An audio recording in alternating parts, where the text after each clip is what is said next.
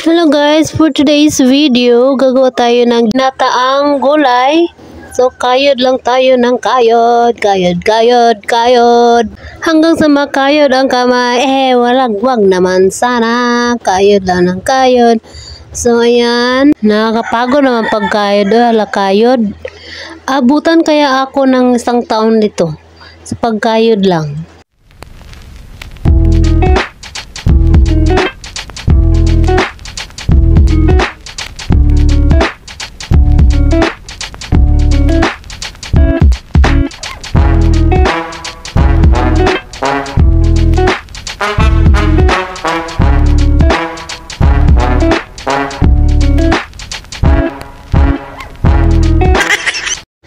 Nagsaing na din pala ang aking kapatid, pero nagkayod pa rin ako. So last na lang to, 1 niyog, 2 parte. So kayod pa rin. Malapit na po itong matapos. Para marang nagbabalita, oy. Nag-uulat pala. Ayan, tapos na. Ayan, may niyog tayo na kinayod ko na. Tapos ito, lagyan natin ng tubig. Kunti lang tubig. Tapos piga-pigain lang natin. Piga.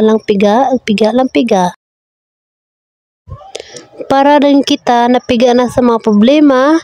Sige lang ng sige. Malapit na matapos. So, takpan natin.